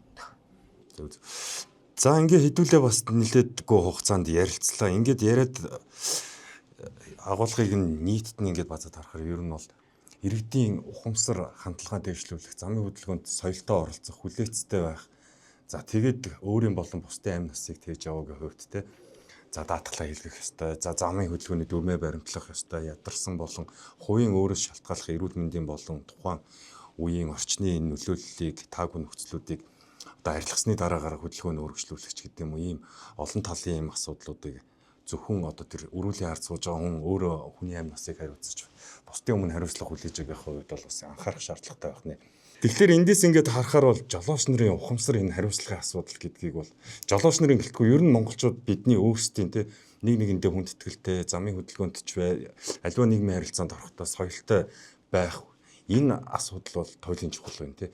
Тэгэхээр соён гэгэрүүлэх чиглэлийн ажлуудыг ер нь эрчимжүүлэх шаардлагатай юм байна. Олон жилийн ажлын туршлагатай энэ салбарт ажилласан олон нөхцөл байдлуудыг ажиглаж харсан туршлагатай хүний хувьд та энэ нийт жолооч нарыг одоо ухамсар соёлтой болгох. За дээрэс нь нийтлэг гаргадаг одоо энэ хувь хүний ухамсар хандлагатай холбоотой алдаа дутагдлууд нь юундаа байдгүй ер нь юуг хүлцэн дэвчснээр тухайн жолооч эрсдэлд орохгүйгээр одоо энэ зам тээврийн хөдөлгөөнд оролцох үе гэдэг энэ тал дээр та өөрийн байр суурь хэлээч. Тийм ер нь бол бидний замын хөдөлгөөний дүрм гэдэг гэмийг л мөрдөж барих шаардлага гардаг. Дээр нь энэ жолоочийн өөрийнх нь ухамсар хариуцлагын асуудал. Тэгээд тэр хувь хүний соёл одоо төлөвшил энэ бол маш чухал нөлөө үзүүлэх гэдэг энэ осол гэдлээс орсон зэрэг.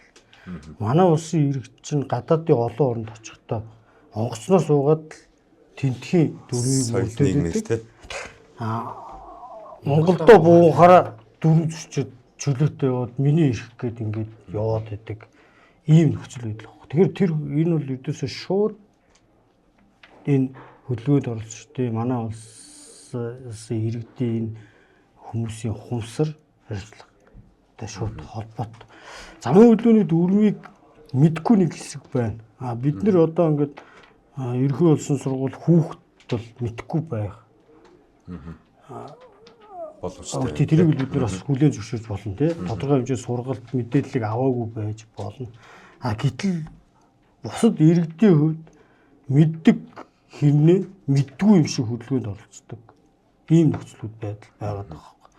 Тэгээд ердөөс ингээд зөрчилтэй хүмүүстэй энэ асуудал өөрөө энэ замын хөдөлгөөний дүрмийг мөрдөх нь чухал байгаас гадна тэр хүний өөрийнх нь хувь хүний төлөвшил хариуцлага ухамсар дээр шууд холбоотой асуудал. Ингэж соёлжж байгаа байхгүй. Тэгээ бид нар маш олон жил одоо яарад яах вэ? Айж бол аянда нэг зам нэг соёл гэл янз бүрийн арга хэмжээнд явдаг. Тухайн арга хэмжээ явж их үед тухайн хугацааны зам тээврийн осол хэрэгэл тодорхой хэмжээнд буурдаг. Тэгээ энэ нүүрөө зогсоод жоохон хугацаанд жоохон удаашраад судраад ингээд. Тэгээ энэ жил бид нар бас нөгөө аялал жуулчлалын холбоотой амралт ихсэлтэй бол да амраад аюулгүй аялал гэдэг ийм аяныг бол зохион байгуулад байгаа. Тэгээд ялангуяа энэ аялал жуулчлалын чинь нэг гэр бүл хамт олон найз нөхөд тэгэл асуудлууд маш их байд. Тэгээ биеиндээ бас шаардлага тавьдаг. Бидэд нийлээд нэг амралтанд очиод ингэдэг биеиндээ уурал тунах асуудал байна. Ууж идэх асуудлууд байна. Тэгээ энэ асуудлуудаас болоод за яах вэ гэдэг байдлаар машинаа хөдөлгөөд ингээ барай явчихдаг ийм асуудлууд байгаа байхгүй. Тэгээ энийг нь хоригддаггүй. Тэр уулгаж идүүлсэн байгуулгын ч анхаардаггүй.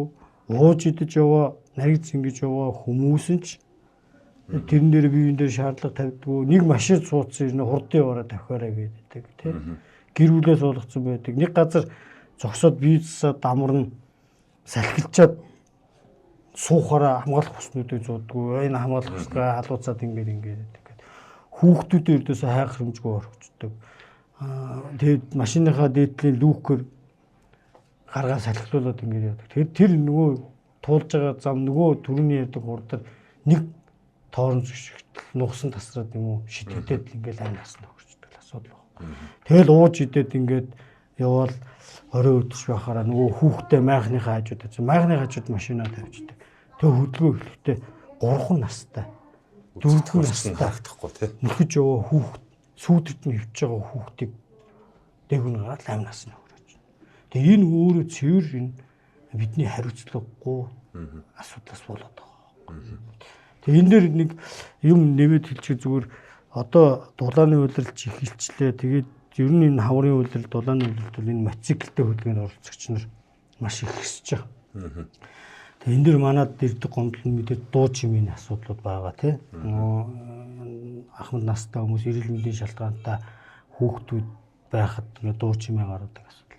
Тэр нь манай мотоцикл гэдэг юм чинь өөрөө туйл дөрмөөрөө юм чинь ангилтай 18 нас хүрсэн хүн унна хамгаалах малгай жолооч нь унна зорчигч нь хамгаалах малгай унна. Тэр механикчсан тээврэгчлүү суудлын автомашин шиг хөдөлгөөнд оролцох ёстой. Гэтэл энэ нөхдүүд яаж явган хүний замаар явж байна. Тэр үтэл дээр нэг игнэд хоёулаа зэрэгцэл зогсож явах ёстой. Гэтэл энийг төвжирлийг туулах хэрэгсэл болгоод урсгал сүрж явж байна. Игнээ байр руу үзлээд энэ автомашинтай зэрэгцэл зогсоод нөгөө нэг аюулгүй хар цэг рүү н ороод зогсож байна. Тэгэд энэ урсгал сүрсэн тохиолдолд эдгээрийг эрхийг хасах ёстой. Зөрчилд нь хариуцлага хүлээх ёстой. Тэгэхээр энэ мотоциклчдад бас анхаарал хэлгээд юм байна. Сүүлийн 1-2 жилд бол одоо энэ нөгөө түрээсийн скутер гэдэг юм уу энэ үйлчлэгнүүд нэвтэрснээс хойш зам дээр явган хүнтэй мөргөлдөх за тэгээд нөгөө хөл гар гэдэг юм уу ийм бэртэл гэмтлүүдийн тоо бол асар өндөр өссөн баг. Танай төв дээр эндээс бас хяналтын удирдлагын төвөөс бас анзаарч харж байхад бол энэ чиглэлийн бас лаврын дуудлага юу бол нэлээд нэмэгдсэн байх өнгөрсөн хугацаанд. Тэгэхээр одоо төвчхон хоёлаа юу яа хууль дээр орсон гол одоо хэрэгжүүлэх иргэдийн мэдэх ёстой тэр зүйл заалт анхаарах ёстой зүйлийг. Тийм энэ дээр очроод арга илүү ярьсан дээр байх. Зүгээр гол анхаарах зүйл маань машиныг би нэг төвчлөлтэй л холбоотой чигээр хүрээнд. Машиныг одоо хүмүүс ингэж ойлгоод байгаа. Скутер суран хэрэглээнд нэвтэрснээрээ автомашинаасаа одоо татгалзаад скутерээр төгжүүлгүй явчихнаа, сураанаар төгжүүлгүй явчихнаа гэдэг. Гэтэл тэр маань нөгөө талдаа явган замаар яваад идэг. Явган зорчигчийг дайж мөргөөд идэг. Үүнээсээ шалтгаалаад нөгөө явган зорчигчийн аюулгүй байдал алдагддаг. Үүнээсээ сэрэмжлээд бараг буцаад нөгөө явган зорчигч маань тээврийн хэрэгслэр зорчиг нөхцөлийг бий болгоод илүү нөгөө төгжрэл гэдэг зүйл рүүгээ оруулах Энийг ерөөсөө эргэж жолооч маань анхаарахгүй байдаг. Тэгэхээр энэ зүйл талаас бол ийм бас сөрөг нөлөө байгаа. Тэгэхээр энэ хөдлөх бүрэлдэхүүн, энэ хөдөлгөөнд оролцож байгаа нийт бүрэлдэхүүн маань өөрөө бүгд л маш өөр ингэсэн хариуцлага ухамсартай замын хөдөлгөөний дүрмийг хэрэгжүүлж оролцох хэрэгтэй шаардлага үүсэж байгаа. За Тэмүүлэнгийн хувьд одоо бас энэ Бартаа цамын дугуй, Суран гэж нэрлэгдэж байгаа энэ олон төрлийн дугуйнууд бол одоо эдгээрийг хэрэглэх насыг бас тодорхой хэмжээнд заасны зэрэгцээ нэг англилд хамааруулад заавал даатгуулна гэсэн бас юм шийдвэр гарч байгаа шиг байна тий. Энэ дээр юу хэлэх вэ? За энэ Суран мотоциклтэй холбоотой ослууд дийлэнх нь жолоочийн нөгөө дүрмийг бүр одоо санаатайгаар зөрчсөн үйлдэлүүд төр болж байна. Ялангуяа энэ цагаан зураас давж иргэх. За тэгээ нөгөө улаан гэрэл хатсан байхад хөдөлгөөнд оролцох. Энэ нөхцөл чинь өөрөө мофеттэй за сураантай одоо мотоциклд оролцож байгаа хүмүүс хамгийн их таарч байна. Тэгэд эн чинь өөрөө санаатай гэмт хэргийн юм үйлдэл болохоос биш. Яг үүндээ даатгалын одоо үндсэн зарчмыг ярих юм бол тэр хүний хариуцлагын асуудал биш байхгүй. Санаатайгаар энэ орчин нөхцөл бүрдүүлж байгаа. Тэгэхээр яг даатгалтай ярих юм бол энэ өөрөө гэмт хэргийн шин чанартай учраас даатгалын зарчимд бол нийцэхгүй байна. Харин замын хөдөлгөөнд оролцож байгаа английн одоо мофет мотоциклтэй хүмүүс л угаасаа жолоочийн хариуцлагын дүрмийн дагуу даатгалд хамрагдсан байх хэвээр. Тэгээд нөгөө нэг улсын дугаар хатугаартай байх хэвээр. Тэгэхээр энэ бол зайлшгүй байх шаардлагатай зүйл байна. Тэгээд дээрэс нь нэг асуулт байна л да. Одоо ингээд Улаанбаатар хот маань улмал ингээд хөгжиж байна тийм ээ. Тэгээд ингээд орон сууцчууд баригж байна. Ерөнхийдөө ингээд төвлөрлийн цэгүүд одоо нөгөө хүмүүсийн амьдрах төвлөрлийн цэгүүд бол улмал наашаага ингээд төвлөрөөд орж ирж байна. Тэнгүүд энэ нөгөө замын хөдөлгөөний бүтэц нөгөө цагаан зураас энэ төр чинь давах чинь улам ихсээд байгаа юм биш үү? Энэ дээр ер нь ямар арга хэмжээ авч байгаа юм бол. Жишээ нь одоо нөгөө туслах энэ дээр одоо манай очрын турандаа хариулах юм шүү дээ тий. Яг ийм байгаа. Товчхон хариулна шүү дээ цаг байгаа. Мотоцикл ер нь бол юу шүү дээ. Мотоциклийн загварууд олон байна. Энэ техник үзүүлэлт нэг 50 км/цагаас илүү гарч байгаа мотоцикл. Кросс мотоцикл та бүгдийн манай тамирчдын унаад байгаа. Нөгөө талдаа одоо сүүлийн үед орчихсон суран загвар. Энэ бол өөрөө мотоциклийн төрлийн загварууд гэж байна. Тэгээ энэ бол өөрөө түрүүний хэлдэг англи 18 нас хүрсэн хамгаалах малгайтай зорчигд дээрлэнэ гээд жолоодох хүнлэлтэй унах ёстой юм. Гэтэл нөгөө манай мэрэгжлийн холбоо уралдааны тамирчид маань энэ кросс мотоциклаа улсын дугаарыг авчаад толгүй нийт хэрэгцээний зам дээр ашиглаж байна. Энийг болох хэрэгтэй. Дээр нь энэ тусгай зориултын тэр Бартаа замдаа ашиглах энэ сурон гээд бас тойл байхгүй техник шаардлага байхгүй энэ төрлийг эцэг эхчүүд авч байгаа хүүхдүүд нийт хэрэгцээ нь энэ болохгүй хоригдсон. Энэ бол болохгүй асуудал. Энэ дээр бол манай эцэг эхчүүдийн мэрэгжлийн холбоонууд бас анхаарах хэрэгтэй гэж хэлэх байна. Дараагийн асуудал тэр хуультай холбоотой асуудлууд байна тийм. Энэ хуультай холбоотой асуудал дээр үндсэн концепц бол энэ 50 км/цаг хүртэлх хурд гаргаж байгаа тээврийн хэрэгслийг ерөнхийдөө мофет тэр хэлбэр хамаагүй давцантай байна уу? Энэ одоо мофет чинь бүртгэл давагдсанаар бол ер нь 13 загвар байна гэж байгаа. Тэгэхээр бид нар бол энэ загваруудыг нэгтээд ер нь бол мофет гэдэг төрөлд хамруулсанд нэр томьёог бол тодорхой болгоод оруулаад өгсөн байгаа. Тэр нь энэ төрлийн тээврийн хэрэгслийг 18 нас хүрсэн хүн 18 нас хүрсэн хүнийхтэй тодорхой хэмжээнд сургалтанд суудсан байна. Жолооч хүний хувьд бол суух шаардлагагүйгээр ингээд унах ёстой гэдэг. Дээр нь энэ үйлчлэгээний байгууллагууд буюу одоо энэ иргэдэд төрөөс үйлчлэгөө үзүүлээд яваад байгаа энэ байгууллагуудыг нэгдсэн зохион байгуулалтанд орох зохицуулт орчиж байгаа. Өөрөөр хэлбэл аймаг нийслэлийн засаг даргатаа гэрээ байгуулна. Гэрээний тодорхой шаардлагуудыг хангана. Гэрээгээ байгуулахгүй бол үйл ажиллагааг нь зогсоох ийм хэрэгцээ зохицуулттай болчихж байгаа. Мөн эдгээр байгууллагуудад тодорхой үүргүүд өгч байгаа. Үүргүүд энэ юу юм гэхээр тэр 18 нас хүрсэн хүнийг унуулах ёстой, техникийн тодорхой шаардлагуудыг хангуулах ёстой гэдэг юм те. Ийм үүргүүдийг өгч байгаа. Дээр нь зөрчлийн тухай хуулинд энэ үүргүүдэд биелүүлэхгүй хариуцлага тооцох. Энэ асуудалд орж. За мөн тодорхой одоо энэ байгууллагуудын буруутай үйлдэлээс шалтгаан зам тээврийн осол гарсанд бол тэр хохирлыг аж ахуй нэгж байгууллагууд төлөх даатгалд хамруулсан байх. Ийм тодорхой заалтууд орчиж байгаа.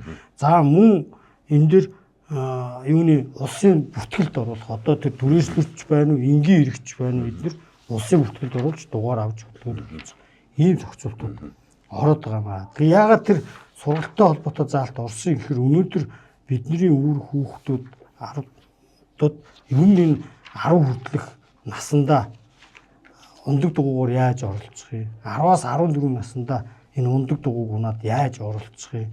Тэрнээс дээш насандаа бид нар энэ мофидор яаж хөдөлгөөнд оролцох гэдэг юм ямар ч мэдлэг байхгүй.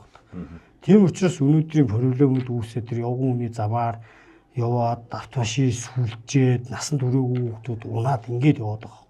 Тэгэхээр тэр сургалтын залтыг бол оруулж өгч дараагийн одоо 10 жил 20 жил зөв замын хөдөлгөөнд оролцогчийг бэлтгэх ийм концепцийн шинжтэй хуулийн эрх зүйн зохицуулалт нэмэгдэж орсон. Албан журмын даатгагчдын холбоо бие хариуцлагатай жолооч уриалгыг дэвшүүллээ. Жолоочтой замын хөдөлгөөнд оролцохоос өмнө жолоочийн хариуцлагын албан журмын даатгалын гэрээний хүчинтэй хугацаа дууссан эсхийг шалгах. Хэрэв дууссан бол гэрээгээ шинжилэн байгуулсны үндсэн дээр замын хөдөлгөөнд оролцоорой. Жолоочийн хариуцлагын албан журмын даатгалын гэрээг та хэдий идэж хаанаас ч захимаар байгуулах боломжтой. Дэлгэрэнгүй мэдээллийг албан журмын даатгагчдын холбоо пэйж хуудасаас болон www.ami.18-1177 дугаараас тус аваарай.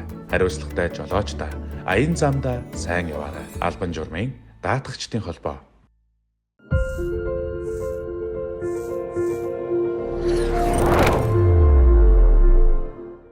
За баярлалаа. Тэгээд та бүхэн цаг зав гаргаж нийт иргэдтэй энэ зам тээврийн осол ямар учир шалтгаанаас гараад байна, үүнээс яаж өршин сэргийлэх вэ гэдэг чиглэлийн мэдээллийг бас тодорхой хэмжээнд өгч иргэдэд маань сэрэмжлүүлэг анхааруулга болж чадсан байхаа гэж бодож байна. Тэгэхээр 2025 оны байдлаар одоо нийт ард иргэдтэй алсын замд гарч байгаа жолооч нартай нэг тодорхой тоо мэдээллийг өргөд энэ удаагийн подкастаа бас дуусгая гэж бодож байна. Тэгэхээр 2025 оны хувьд нийт одоо осол төрсөн иргэдийн 634 нь амь насаараа 3366 эрүүл мэндээрээ ингээд хохирсон ийм харамсалтай тоо мэдээ статистик байна. Энэ бүхэн бол та бидний сая ярьсан энэ анхаарал болгоомжгүй саний ярьсан бүх кейсүүд тохиолдлуудаас үүдэн гарсан ийм харамсалтай дүн мэдээ байгаа юм. Тэгэхээр манай тээврийн цагдаагийн албамч гэсэн үүнтэй холбоотой аяныг төвшүүлээд орон даяар одоо энэ аянаа өрнүүлээд ингээд явж байгаа. Тэгэхээр нийт одоо жолооч нартай амралт зугаалгаар орон нутгийг зорж байгаа нийт иргэдтэй хандж та бас нэг товчхон уриалга аяныхаа хүрээнд өөхөө. Тэгээ ер нь цагдаагийн байгууллагын алба хаагчд маань өнөөдөр яг энэ зам тээврийн ослоос өөрчлөсөн сэргийлэх хяналт шалгалтыг зохион байгуулад ингээд одоо иргэдийнхээ аюулгүй хэвийн зорчих нөхцөлийг бүрдүүлж хяналт шалгалтыг зохион байгуулж ажиллаж байгаа. Тэгээ энэ жил ер нь орон нутг руу чиглэсэн жил бүр л энэ орон нутг дээр гарч байгаа зам тээврийн осол маш их гардаг учраас энэ жил бид нэр амраад аюулгүй аялыг гэдэг аяныг зохион байгуулж байгаа. Тэгээд та бүхнийг бас энэ 100 амраад аюулгүй аялаад ирээрээ гэж одоо уриалах байна.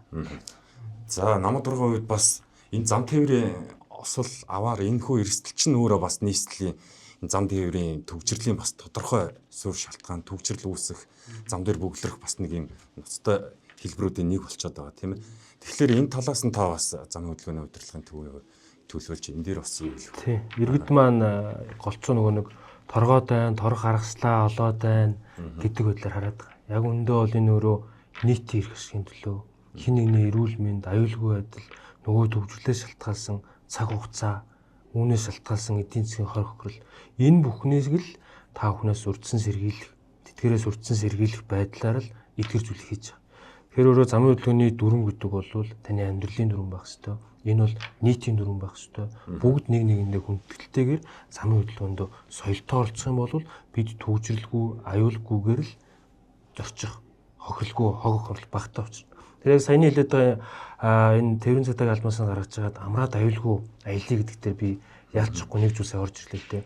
Амраад гэдэг утгаас наам нь өөрөө та өөрөө амарчаад яарах биш байдлаараа өөрийнхөө бие механизмыг ойлгож түүнд ядрал багтаагаар амраад яваарай.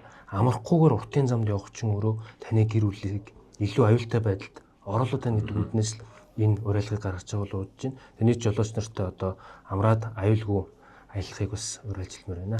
За Тэмүүлэнгийн хувьд За тэгэлгүй яхаа тэгээд хөдөлгөөнд оролцох юм. Одоо ялангуяа ингээд хоол замд явах жолооч нар маань тээврийн эрслийн онцлогоонд ороорой. Тэгээд тээврийн эрслийн бүрэн бүтэн байдлыг хангах. Тэгээд зорчигч нарын одоо аюулгүй бүсийг зөвлөх. Тэгээд бусдын өмнө хүлээсийн хариуцлагын даатгалтаа маш сайн хамрагдах. Дээрээс нь тээврийн эрслийн даатгал буюу өөрийн хөрөнгийг тэгээд зорчигчдийнхаа одоо аймнаас одоо эрүүл мэндийг даатгах чаа энэ бүтээгдэхүүнээ аваад ингээд одоо амраад аюулгүй аялаарэ гэж зөвлөх байна. За баярлалаа. Тэгээд мэдээж хариуцлагатай байх нь бас нэг хамгийн чухал асуудал бол өөрийгөө болон бусдын амь нас эрүүл мэндийг хамгаалах чиглэлд энэ одоо бас даатгалын бүтээгдэхүүн үйлчлэгийг бол тогтмол хийлгэж хуулиар хүлээсэн үүргээ биелүүлж жолоочийн хариуцлагын албан журмын даатгалд тогтмол хамрагдах нь бас чухал юм шүү гэдгийг бас энэхүү подкастын төгсгөлд хэлье. За тэгээд анхаарал тавьж бидний ярилцлагыг хүлээн авч үзсэн та бүхэнд баярлалаа.